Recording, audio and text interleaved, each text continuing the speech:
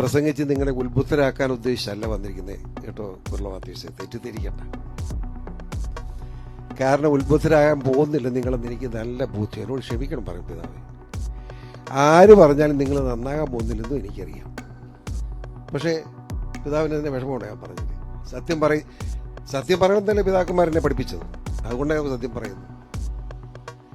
ഇവിടെ എന്താ നടക്കുന്ന കാര്യം? ഞാൻ നേരത്തെ സമരത്തിന് 2 പ്രാവശ്യം ഇവിടെ വന്നിട്ടുള്ള ആളാണ്. ആ കാര്യങ്ങളുമായി ബന്ധപ്പെട്ടുകൊണ്ടാണ് ഞാനിവിടെ വീണ്ടും ഇന്ന് 100ാം ദിവസം എന്ന് പറഞ്ഞുകൊണ്ടാണ് വന്നത്. ജോർജ് സെബാസ്റ്റ്യൻ വിളിച്ചപ്പോൾ സന്തോഷം തോന്നി. കാരണം ആരും വിളിച്ചില്ലെങ്കിലും വരണം എന്നോർത്ത് അപ്പോഴേ ജോർജ് സെബാസ്റ്റ്യൻ വിളിച്ചതൊരു കാരണമായി മാറി. ഞാൻ പറയുന്നത് ഈ സമരം കൊണ്ട് എന്ത് നേടി എന്ന് ചോദിക്കുന്നവരുടെ ഒറ്റ വാക്കിന് ഉത്തരം പറയാം. ഒരു 110 പാവപ്പെട്ട കുടുംബങ്ങളുടെ വികാരം ഈ രാജ്യത്തെ ജനങ്ങളുടെ വികാരമായി മാറ്റാൻ ഈ സമരത്തിന് സാധിച്ചിട്ടുണ്ട് എന്ന സത്യം നിഷേധിക്കാൻ കഴിയില്ല. 610 കുടുംബങ്ങളാണ്. ആ 610 കുടുംബങ്ങളും അഭിനന്ദി വികാരിച്ചൻ്റെ പാർട്ടിക്കാരൊന്നുമല്ല. അതായത് ക്രിസ്ത്യാനി മാത്രമല്ലെന്നർത്ഥം. ഹൈന്ദവരും ക്രിസ്ത്യാനികൾ ഉൾപ്പെട്ട 610 കുടുംബങ്ങളുടെ ജീവിതം, ദുസ്സഹമായ ജീവിതം, അവരുടെ മുതുകത്ത് കയറി അവരെ ഈ നാട്ടിൽ നിന്ന് നാടുകടത്താൻ വേണ്ടി നടത്തുന്ന ശ്രമം, ആ ശ്രമത്തിനെ എതിർക്കാൻ മനസ്സുള്ള ആളുകളെ ജനങ്ങളുടെ ഒരു വികാരം ഉണ്ടാക്കിയെടുത്ത് കഴിഞ്ഞിരിക്കുന്നു എന്നതിലുള്ള സന്തോഷമാണ് ഞാൻ പറഞ്ഞത്. ഞാൻ പറയും മറ്റൊന്ന്, എനിക്ക് നിങ്ങൾ തെറ്റിദ്ധരിച്ചാലും എനിക്ക് വിരോധമില്ല. എനിക്ക് എൻ്റെ മനസ്സാക്ഷി ശരി പറയാൻ നിർബന്ധമുള്ളതാണ്. ഒരു ഉദാഹരണം ചൂണ്ടിക്കാണിക്കാം. വഖഫ് നിയമം എന്ന് പറയുമ്പോൾ ആ വഖഫ് നിയമം, നമ്മൾ ആരെങ്കിലും വഖഫ് നിയമത്തിനെതിരാണ്? വഖഫ് നിയമത്തിനെതിരല്ല. വഖഫ് നിയമം ഇപ്പോൾ അപകടകരമായ നിലയിൽ പോകുന്നു എന്നതുകൊണ്ടാണ് നമ്മൾ എതിർക്കുന്നത്. വളരെ വ്യക്തമായിട്ട് ഞാൻ പറയാം.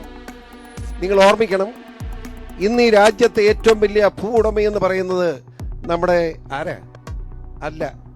അല്ല ഒന്നാമതുള്ളത് നമ്മുടെ ആർമിയാണ്. സത്യത്തിൽ ഈ ജോർജ് സെബാസ്റ്റ്യനെ തെറ്റിദ്ധരിപ്പിക്കുകയാണ്. ഒന്നാമതുള്ളത് റെയിൽവേ ആണ്. അതെ, 2ാം സ്ഥാനം പട്ടാളത്തിനാണ്, 3ാം സ്ഥാനം വഖഫിനാണ്.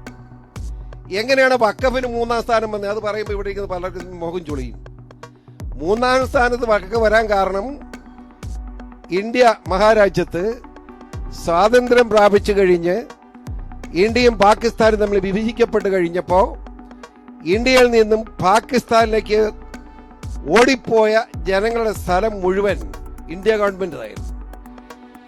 അതായത് വല്യപ്പൻ മുസ്ലിമായിട്ടുള്ള ജവഹർലാൽ നെഹ്റു, പച്ചയ്ക്ക് പറയുക കേട്ടോ നിങ്ങൾ, നെഹ്റുവിന് വല്യപ്പൻ മുസൽമാനാണ്. അത് പറയുമ്പോൾ എല്ലാവർക്കും സങ്കടമാണ്.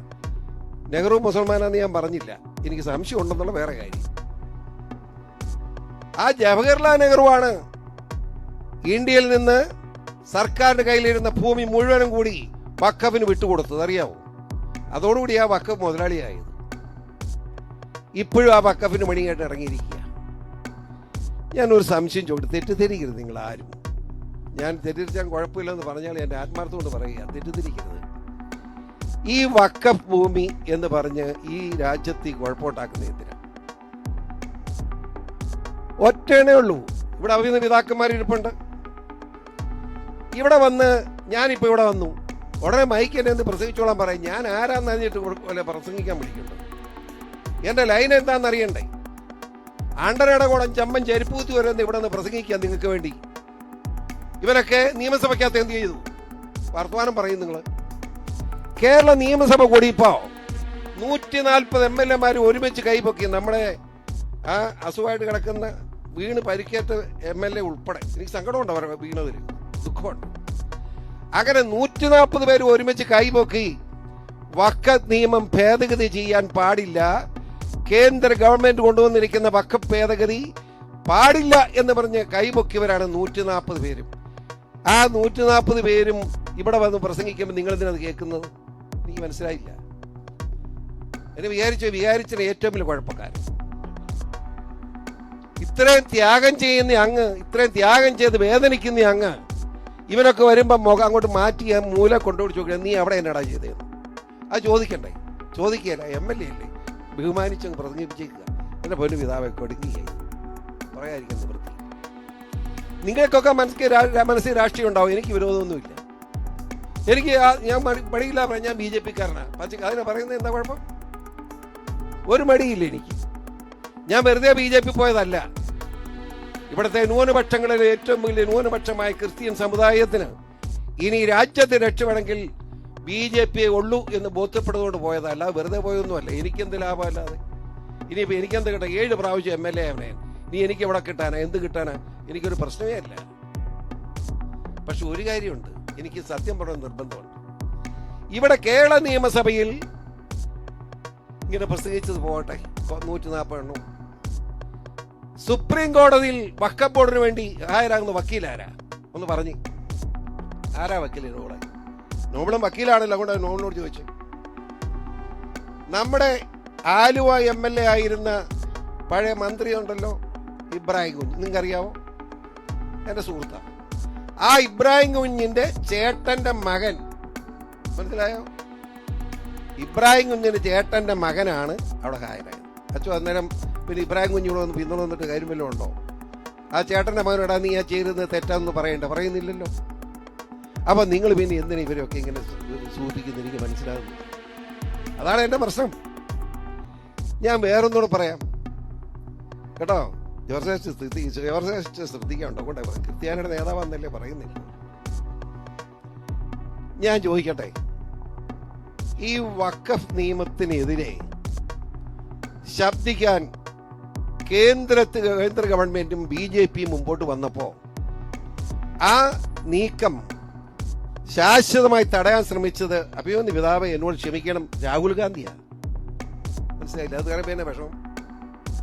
വഖഫ് ഭേദഗതിക്ക് വേണ്ടി പാർലമെന്റില് ലോകസഭയുടെയും രാജ്യസഭയുടെയും പ്രതിനിധികൾ ഒരുമിച്ച് കൂടിക്കൊണ്ട് ജോയിന്റ് പാർലമെന്ററി പാർട്ടി ഉണ്ടാക്കി. ആ ജോയിന്റ് പാർലമെന്ററി പാർട്ടി ഉണ്ടാക്കി കഴിഞ്ഞപ്പോൾ വഖഫ് ഭേദഗതി നിയമം വന്നപ്പോൾ അതിൽ ഹാജരായി യാതൊരു കാരണവശാലും ഈ നിയമം ഭേദഗതി പാടില്ല എന്ന് പറഞ്ഞ ആ ജോയിന്റ് പാർലമെന്ററി പാർട്ടി മീറ്റിംഗ് മാറ്റിവെപ്പിച്ചത് രാഹുൽ ഗാന്ധി.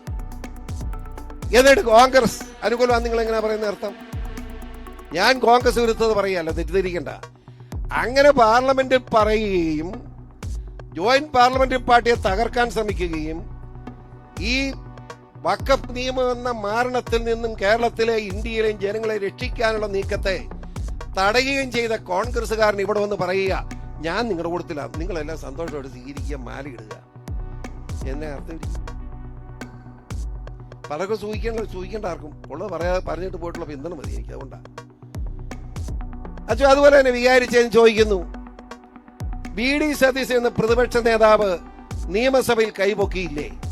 കണ്ടില്ലായിരുന്നു നിങ്ങളാരും? ഞാൻ കണ്ടു, ചാനൽ കാണിക്കുന്നുണ്ട് കടം മുഴുവനായിട്ട്. 140 എണ്ണവും കൈപൊക്കി.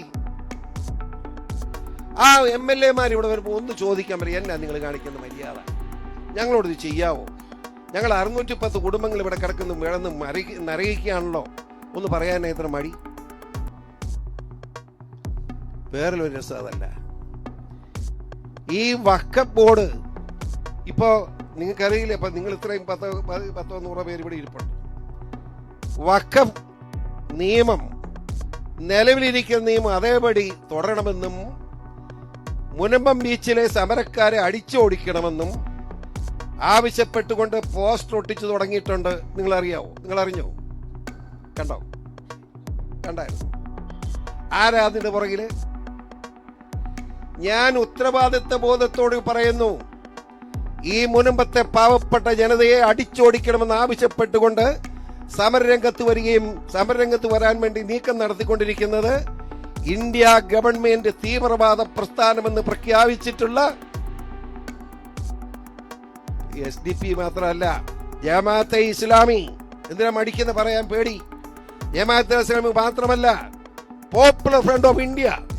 ഈ 2 കശ്മലക്കൂട്ടങ്ങൾ ആണ് ഇവിടെ മുനമ്പത്തെ പാവപ്പെട്ട ഈ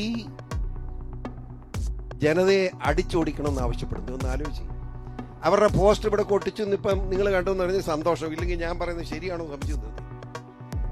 നിങ്ങളുടെ പോസ്റ്റർ പുറത്താ ഒട്ടിച്ചിരിക്കും പറയും. അപ്പൊ ആരാ?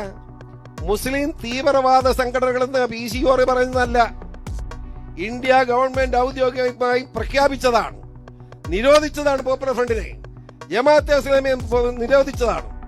ആ സംഘടന ഇപ്പോഴും പ്രവർത്തിക്കുന്നു എന്ന് പറഞ്ഞാൽ അതിന്റെ അർത്ഥം എന്താ? ആ സംഘടനയുടെ ഭാരവാഹികളാണ് ഇപ്പോ മുനമ്പത്ത് വന്നിരിക്കുന്നതെന്ന് പറഞ്ഞാൽ ഇത് ഇന്ത്യ രാജ്യത്ത് മുഴുവൻ ഈ ഭീകരവാദികളുടെ പ്രശ്നം നടക്കുക. ഞാൻ ഒരു പറയുമ്പോൾ തെറ്റിദ്ധരിക്കരുത്. നമ്മുടെ ഭാരതത്തെ സംബന്ധിച്ചിടത്തോളം ഇതേ നിലയിൽ മതസൗഹാർദ്ദത്തോടുകൂടി എത്ര വർഷം പോകാൻ കഴിയും എന്ന് ഞാൻ ഭയപ്പെടുന്നു പിതാവേ. അതുകൊണ്ടാണ് ഇതൊന്നും പറയുന്നത്. ഞാൻ ഭയപ്പെടുന്നു. ഞാൻ താമസിക്കുന്നത് 38,600 മുസ്ലിങ്ങൾക്കിടയിൽ ഞാൻ തന്നെ താമസിക്കുക, അറിയാമോ? എന്റെ ഇടത്തും വലത്തും ഉൾപ്പെടെ 1700 വോട്ടുള്ള ആ വാർഡിൽ ആകെ 63 ഹിന്ദുവും ക്രിസ്ത്യാനിയും കൂടെ ഉള്ളു. ആകെ ഞാൻ ഉൾപ്പെടെ, എൻ്റെ ഭാര്യ ഉൾപ്പെടെ, മകൻ ഉൾപ്പെടെ, മകൻ്റെ ഭാര്യ ഉൾപ്പെടെ, എൻ്റെ അനിയൻ ഉൾപ്പെടെ എല്ലാം കൂടെ ഞങ്ങൾ 63 പേരേ ഉള്ളൂ. ബാക്കി മുഴുവൻ മുസ്ലിമാണ്. അതിനിടയ്ക്ക് താമസിക്കുന്നതിനെ ഞാൻ അവിടെ ഈയിടെ പലരും പറഞ്ഞു, ചില പോസ്റ്ററൊക്കെ ഒട്ടിച്ചായിരുന്നു ഒരു 2 കൊല്ലം മുമ്പ്. ഞങ്ങളുടെ നാട്ടിൽ PCOR എന്തിനു താമസിക്കും? ഞാൻ എൻ്റെ വാപ്പാടെ മുതലാണോടെന്ന് ഞാൻ ചോദിച്ചു. അത് കഴിഞ്ഞ പിന്നെ നിർത്തി ശല്യം. ഞാൻ ഇറങ്ങിച്ചെന്നു, നേരെ ഇറങ്ങിച്ചെന്ന് ചോദിക്കേണ്ടി വന്നു. റോഡിൽ കൂടെ വരുന്ന 2 ട്രിപ്പ് അങ്ങോട്ടും ഇങ്ങോട്ടും നടക്കേണ്ടി വന്നു. ഇവന്മാർ പേടിപ്പിക്കുമെന്ന് അറിയണ്ടേ? ആ നിലയിലൊക്കെ എങ്ങനെ നോക്കും? ഞാൻ ചോദിക്കുന്നത്, നമ്മൾ ആരും ഒരു വർഗീയതയും വഴക്കും ഉണ്ടാക്കാൻ ആഗ്രഹിക്കുന്നില്ല. ആരോടും വഴക്ക് നമുക്ക് ഉദ്ദേശമില്ല. പക്ഷേ നമുക്ക് ജീവിക്കണം. ഇന്ത്യ എന്ന് പറയുന്ന മഹത്തായ ഭാരതത്തിന്റെ ഭാഗമാണ് നമ്മൾ. ആ അവകാശം നമുക്ക് തരണം, അത്രേ ഉള്ളൂ. വേറെ ഒരു പ്രശ്നവും വഴക്കുണ്ടാക്കാനില്ല. പക്ഷെ ഞങ്ങളെ ജീവിപ്പിക്കാനെന്ന് പറഞ്ഞാൽ എങ്ങനെ നോക്കുന്നത്? തീർച്ചയായും അങ്ങനെ പറഞ്ഞാൽ അത് സമ്മതിക്കാൻ പറ്റാത്ത സാഹചര്യമാണ്. അതുകൊണ്ട് ജീവിക്കാൻ വേണ്ടി സംഘടിക്കാൻ ഈ നാട്ടിലെ ഈ രാജ്യത്തെ ഹൈന്ദവ സഹോദരങ്ങളും ക്രിസ്ത്യൻ സഹോദരങ്ങളും തയ്യാറാകേണ്ടി വരും. ഇവിടെ നമ്മൾ ഇന്ത്യ അവിടെ മണിപ്പൂര് വേറെ ഒന്നുമില്ലേ നിങ്ങൾക്ക്? മണിപ്പൂർ എന്ന് പറഞ്ഞ് ചാടിക്കുന്നത് എന്തിനാ? അത് ഞാൻ കേട്ടു. എവിടെ എന്ത് വേണ്ടിയാലും ക്രിസ്ത്യാനി കൊണ്ടുവരുത്തുണ്ടെങ്കിൽ മണിപ്പൂർ എന്തായെന്ന് ഇത് ഞാൻ അതിന് പറയുന്ന മറുപടി നിങ്ങളുടെ ഈ അമ്മമാരും പെങ്ങന്മാരും ഇരിക്കുന്നോട് പറയുന്നില്ല. ഞാൻ മറുപടി പറയാറുണ്ട്. അവിടെ 2 കുലം തമ്മിലുള്ള വഴക്കാണ്. മൈതയും മറ്റേന്ന് ആ കുക്കികളും കൂടെ. അതിന് ഗവൺമെന്റ് എന്ത് ചെയ്യാനാ? രസം എന്താണെന്നറിയാമോ? ഗവൺമെന്റ് അങ്ങോട്ട് എന്നാൽ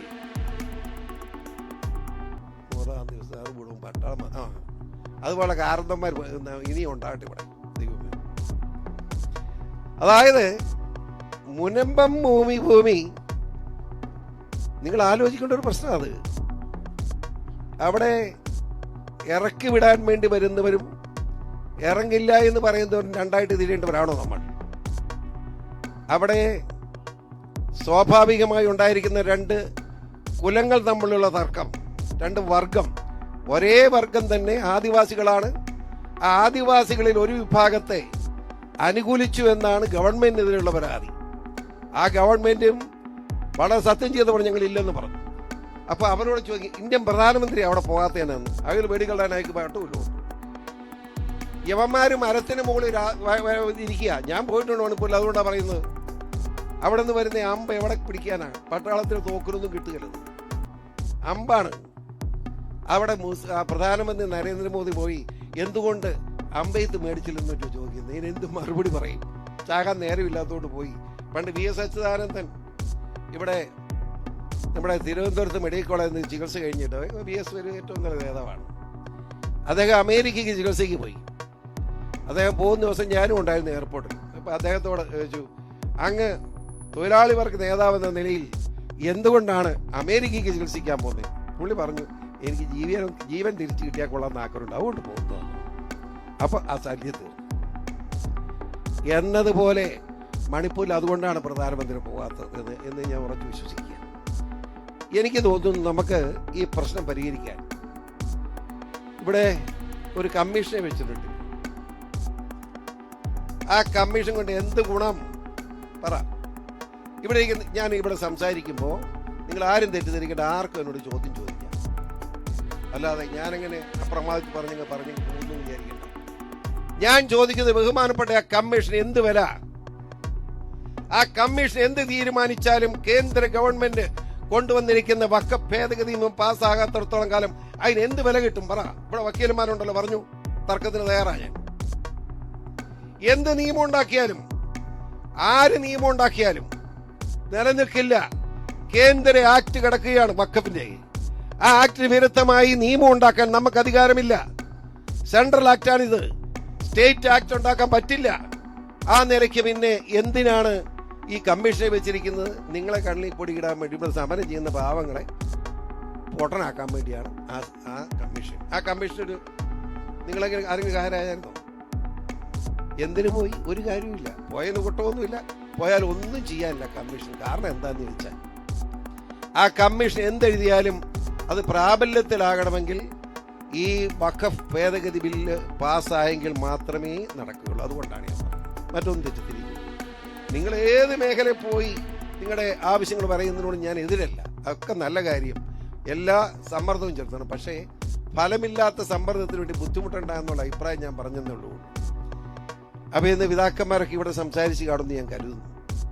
ഏതായാലും നിങ്ങളോട് ഞാൻ ഒളിപ്പിച്ചു നോക്കാതെ പറയാം, ഈ ചെറിയ സമരം കൊണ്ടൊന്നും ഇത് തീരില്ല. നിങ്ങൾ സമരം ചെയ്യുന്നെങ്കിൽ ആദ്യം നിങ്ങൾക്കെതിരായിട്ട് നിങ്ങളുടെ ഇടയിലേക്ക് വരുന്നവരെ കൈകാര്യം ചെയ്യാൻ പഠിക്കുക. അത് മാർഗം. മനസ്സിലായില്ലേ? കൈകാര്യം ഇടതുവശം അടിച്ചാൽ വലതുവശം കാണിക്കണമെന്നാണ് പറഞ്ഞിരിക്കുന്നത്, യേശു പറഞ്ഞിരിക്കുന്നത്. പക്ഷേ വലതുവശം കാണിച്ചു കഴിഞ്ഞ് പിന്നെ എന്നാ ചെയ്യണമെന്ന് പറഞ്ഞിട്ടില്ല.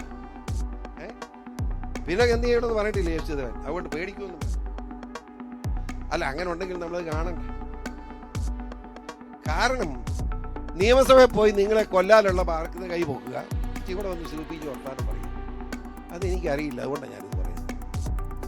ഇവിടെ തീർച്ചയായും ഈ പ്രദേശത്തെ പാവപ്പെട്ട ജനത ഇത്രമാത്രം വേദനിക്കുമ്പോൾ ആരും വന്നിട്ട് കാര്യമില്ല. അവരുടെ പ്രശ്നത്തിന് പരിഹാരമുണ്ടാക്കി കൊടുക്കണം. അതാണ് ആവശ്യം.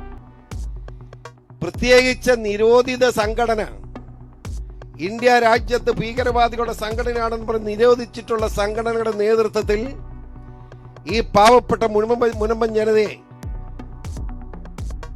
നശിപ്പിക്കാൻ വേണ്ടി ഇറങ്ങുന്നു എന്ന് പറഞ്ഞാൽ കേന്ദ്ര ഗവൺമെന്റിനും അതിന് ഉത്തരവാദിത്വമുണ്ട് എന്ന അഭിപ്രായം പറയാൻ ഞാൻ ആഗ്രഹിക്കുന്നു. യാതൊരു സംശയം വേണ്ട. കേന്ദ്ര ഗവൺമെന്റ് ചെയ്യാനുള്ളത് ചെയ്യും. ആ കാര്യത്തിലും ആർക്കും തർക്കം വേണ്ട. പലർക്കും തോന്നലുണ്ട്. പക്ഷേ JPCയുടെ റിപ്പോർട്ട് വന്നാൽ ആ നിയമം ഭേദഗതി പാസ്സാക്കിക്കൊണ്ട് കാലതാമസം ഉണ്ടായേക്കാം. കാരണം കോൺഗ്രസ് എതിർക്കും. നിങ്ങൾ മനസ്സിലാക്കണം. കോൺഗ്രസിന് മാത്രമല്ല, കോൺഗ്രസ് കൊണ്ട് നിൽക്കുന്ന എല്ലാ കക്ഷികളും ഒരുമിച്ച് നിന്നുകൊണ്ട് വഖഫ് ഭേദഗതി നിയമത്തെ എതിർക്കുകയാണ്. പിന്നെന്ത് ചെയ്യും? അപ്പൊ ആ എതിർപ്പുകളെ അവഗണിച്ചുകൊണ്ട് വേണം നമ്മൾ നിയമം പാസ്സാക്കാൻ. ആ നിയമം നിങ്ങൾ എഴുതിയിട്ടോളൂ. ആ വഖഫ് ഭേദഗതി നിയമം പാസ്സാകാതെ ഇന്ത്യ മഹാരാജ്യത്തെ ഒരു ജനതയ്ക്കും ഈ വഖഫ് അലമ്പിൽ നിന്നും രക്ഷയില്ല. അത് സത്യമാണ്. അത് പറയുമ്പോൾ വെഴുവിച്ചിട്ടൊന്നും കാര്യമുള്ളൂ. സത്യം പറയുക. ഞാൻ ചോദിക്കട്ടെ, ഇപ്പോ ഞാൻ ഇവിടെ ചാവക്കാട് ഞാൻ ഉദാഹരണം ചൂണ്ടിക്കാണിക്കാം. 42 പേർക്ക് നോട്ടീസ് കൊടുത്തു. അതിൽ 40 മുസ്ലിങ്ങളാണ്. ഒന്ന് ആലോചിച്ച് എന്താ കാര്യം? അവർക്കൊരു പള്ളി പണിയണമെന്ന്. അവിടെ നിങ്ങൾ മുസ്ലിങ്ങൾ തന്നെ മാറണമെന്ന് അവർ 5 പൈസ കൊടുക്കണം. പൊക്കോണം, വഖഫാന്ന് പറഞ്ഞു. അങ്ങനെ ഒരു നിയമമുണ്ടോ? നിങ്ങളറിയില്ല. പറഞ്ഞേക്കാം, വഖഫ് നിയമം എന്ന് പറഞ്ഞ് ഇപ്പോൾ അവന്മാരുണ്ടാക്കി വെച്ചിരിക്കുന്ന നിയമം അതേപടി പോയാൽ ഞാൻ ഇപ്പോൾ പിതാവ് ഇവിടെ ഇരിപ്പുണ്ട്. പിതാവിൻ്റെ അരമന നാളെ വഖഫ് ബോർഡ് കൂടിയിട്ട് ഇത് വഖഫ് ഭൂമിയാണെന്ന് പറഞ്ഞ് പിതാവിന് നോട്ടീസ് തന്നാൽ പിതാവ് ഇറങ്ങിപ്പോയാൽ മതി. മനസ്സിലായില്ലേ? പോയാലെന്നാ പിതാവിന് തോന്നൽ. പോണം, പോയാൽ രക്ഷയില്ല. എനിക്ക് കിട്ടിയ ഞാനും പോണം. പോയാൽ മാത്രം പറഞ്ഞു. അടുത്ത 95 നരസിംഹറാവു ഉണ്ടാക്കിയ നിയമപ്രകാരമാണ് ഇറങ്ങിപ്പോണം. നമ്മുടെ മൻമോഹൻ സിംഗ് ഈയിടെ മരിച്ചല്ലോ. അങ്ങനെ കുറ്റം പറയാൻ പാടില്ല, അങ്ങനെ മരിച്ചതൊന്നും പറയുന്നില്ല. പക്ഷെ അങ്ങനെ ഒരു നിയമം 2013 ഉണ്ടാക്കി. ആ നിയമം പഠിച്ചോ? ആ നിയമപ്രകാരം വഖഫ് ഭൂമിയിൽ താമസിച്ചവരെ ഇറങ്ങിപ്പോയാൽ മാത്രം വരെ 2 കൊല്ലം ജയിലിൽ കൂടെ കിടക്കണമെന്നാണ് നിയമം ഉണ്ടാക്കി വെച്ചത്. മനസ്സിലായോ? 2 കൊല്ലം. അപ്പൊ ജോർജ് ഭാഗത്തൊക്കെ കിടക്കേണ്ടി വരും. മനസ്സിലായില്ലേ? എങ്ങനെയിരിക്കും? ഈയനം നിയമമൊക്കെ കൊണ്ടുവന്നിട്ട് അതിനുവേണ്ടി സിന്ദാബാദ് വിളിക്കാനൊക്കെ പറഞ്ഞ ആരെ കൊണ്ട് പറ്റി? എനിക്ക് പറ്റിയില്ല. അതുകൊണ്ടാണ് ഞാൻ ഇതൊക്കെ പറയുന്നത്. നിങ്ങൾ ഏതായാലും ഇത്രയും പേരെങ്കിലും ഇവിടെ വന്ന് സമരം ചെയ്യുന്നു എന്ന് കാണുന്ന സന്തോഷം. പിന്നെ മനുഷ്യൻ മടുത്തിട്ടുണ്ട്. ഇത്ര നാളായാലും 100 ദിവസമായിട്ട് ഈ സത്യാഗ്രഹമായിട്ട് പോവുക. ഒരു ഗുണം നിങ്ങൾ നടത്തുന്ന സത്യാഗ്രഹം കിട്ടി. എല്ലാവരുടെയും മനസ്സിൽ ഇത് തെറ്റാണ്, വക്കഭൂമിയാണെന്ന് പറയുന്നത് ശരിയല്ല എന്നൊരു വികാരം ഉണ്ടായിട്ടുണ്ട്. വക്കഭൂമിയാലെന്ന് പറഞ്ഞിട്ട് കാര്യമില്ല പിതാവേ. അതായത് ഇപ്പോഴത്തെ പോപ്പുലർ ഫ്രണ്ടും അതുപോലെ തന്നെ നമ്മുടെ ജമാഅത്തെ ഇസ്ലാമി, SDP ഉൾപ്പെടെയുള്ള ഒരു കള്ളാസ് എഴുതി കൊടുത്താൽ മതി വക്കഫാണ്. വക്കഫിന്റെ ബോർഡുണ്ട്. ആ വക്കഫ് ബോർഡ് 2008 ഈ ഭൂമി വക്കഫ് ഭൂമിയാണെന്ന് പ്രഖ്യാപിച്ചിരിക്കുകയാണ്. 2008 മനസ്സിലായില്ലേ? അതൊന്നും അറിയാതെ വക്കഭൂമി അല്ലെന്ന് പറഞ്ഞിട്ട് കാര്യം, വക്കഭൂമിയാണെന്ന് അവർ പ്രഖ്യാപിച്ചു കഴിഞ്ഞു. അത് VS അച്യുതാനന്ദൻ മുഖ്യമന്ത്രി ആയിരിക്കുമ്പോഴാണ് പ്രഖ്യാപനം വന്നത്. അതുകൊണ്ടാണ് അത് പറയാൻ കാരണം. അപ്പൊ പിന്നെ നിങ്ങൾ വക്കഭൂമിയല്ലെന്ന് ആരോടാ പറയുന്നത്? ആരോട് പറഞ്ഞാലും രക്ഷപ്പെടില്ല. അതുകൊണ്ട് നിങ്ങൾ ഒറ്റ മാർഗമേ ഉള്ളൂ, നിർബന്ധമായി നിങ്ങൾ സമരത്തിൽ ഏറ്റവും വലിയ മുദ്രാവാക്യമായി ഉയർത്തേണ്ടത് വഖഫ് ഭേദഗതി നിയമം ഉടൻ പാസ്സാക്കുക എന്ന ശക്തമായ ആവശ്യമാണ് ഇവിടെ സമരം നടത്തുന്നത് നിങ്ങൾ ഉന്നയിക്കേണ്ടത് എന്ന് വിനയപരിസ്ഥിതി നിങ്ങളെ അറിയിക്കുന്നു. അതിലൂടെ മാത്രമേ നമ്മൾ രക്ഷപ്പെടൂ.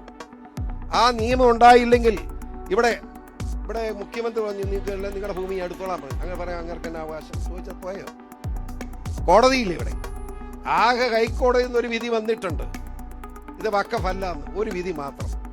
അത് പിടിച്ചു കയറാമെന്നാണ് ഞാൻ ഉദ്ദേശിച്ചിരുന്നത്. എൻ്റെ മനസ്സിൽ തോന്നിയായിരുന്നു. ഞാൻ വക്കീലന്മാരുമായിട്ടൊക്കെ നിയമവിദഗ്ധരും അന്വേഷിച്ചപ്പോൾ അത് നടക്കില്ല. കാരണം വഖഫ് ബോർഡ് പ്രഖ്യാപിച്ചിരിക്കുകയാണ് വഖഫ് ഭൂമിയാണെന്ന്. ആ ഒരു ഭൂമി മാത്രമല്ല, ഇവിടെ 610 കുടുംബം. അതെന്ന് നിങ്ങൾ പറയുന്നത് 614 എന്നാണ് നമ്മുടെ കിട്ടിയ കണക്ക്. ഏതാണ് ശരിയെന്ന് എനിക്കറിയാം. 610 തർക്കമില്ല. അപ്പോൾ ആ പാവങ്ങളെ രക്ഷിക്കണ്ടേ? അവരുടെ സന്തതി പരമ്പരകളില്ലേ? അവർ എത്രയോ വർഷങ്ങളായി ഇവിടെ കിടക്കുന്നു. 1987 അതാണ് രസം. ഇപ്പൊ എത്ര കൊല്ലം? 87, 25 38 കൊല്ലം മുമ്പ് നമ്മുടെ കോഴിക്കോട്ടുള്ള നമ്മുടെ കോളേജ് ഫാറൂഖ് കോളേജ് മാനേജ്മെന്റ് ആധാരം ചെയ്ത് കിടത്ത ഭൂമിയാണിത്. അത് 1987 മുതൽ 91 വരെയുള്ള കാലഘട്ടങ്ങളിൽ ഈ 610 പേർക്കും ആധാരം ചെയ്ത് കിട്ടിയിട്ടുണ്ട്. അത് കൈവച്ചുകൊണ്ടിരിക്കുക മനുഷ്യൻ. ആ ആധാരം കിട്ടിയത് ശരിയല്ലെന്ന് എങ്ങനെ പറയുന്നത്? ഇപ്പോഴാണോ പറയുന്നത്? നേരത്തെ പറയണ്ടേ?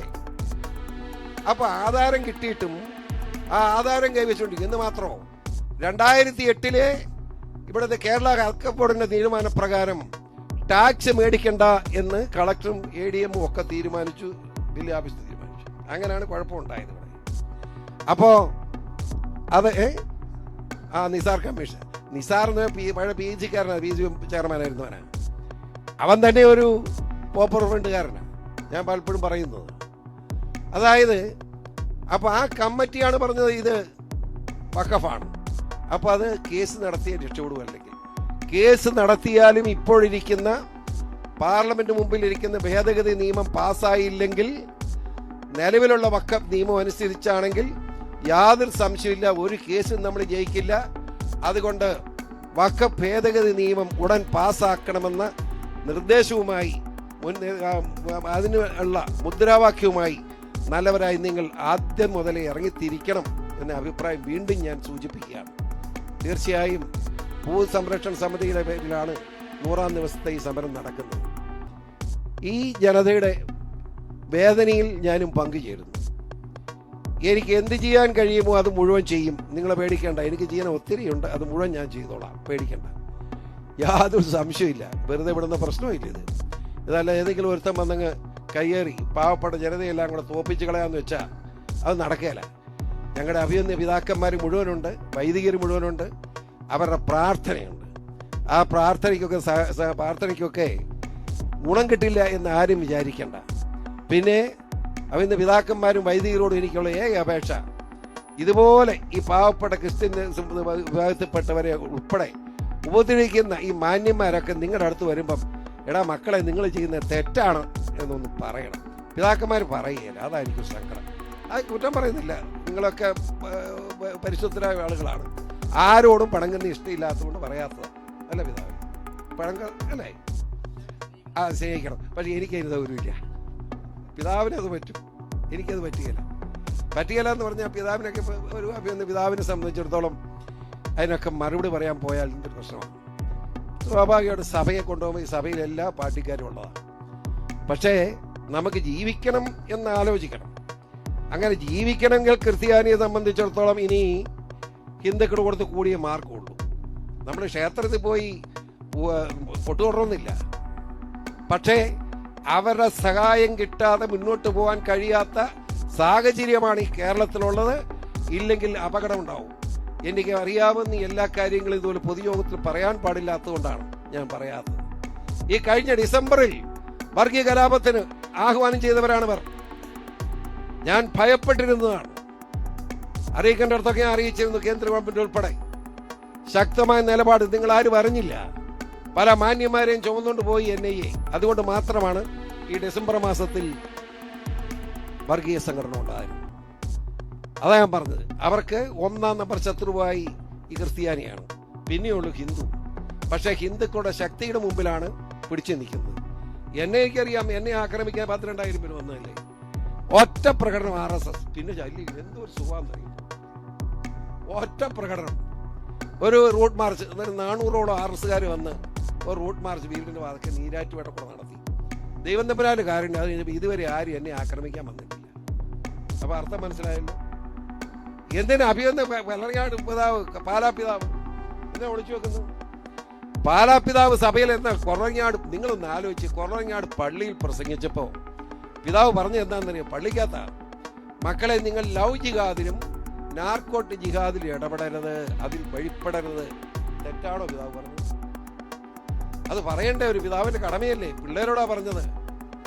പിറ്റേ ദിവസം അരമയുടെ മുമ്പിൽ 2000 പേരാ കൂടിയേ പേട്ടയെന്ന്. വടിയും കുറുവടിയായിട്ടാണ്. മനസ്സിലായി? ഒന്ന് ആലോചിച്ച്. അതിനെ പത്രത്തിലുണ്ടായിരുന്നു, ഞാൻ ഓർപ്പിക്കുന്നുള്ളൂ. എന്ത് ചെയ്യാം?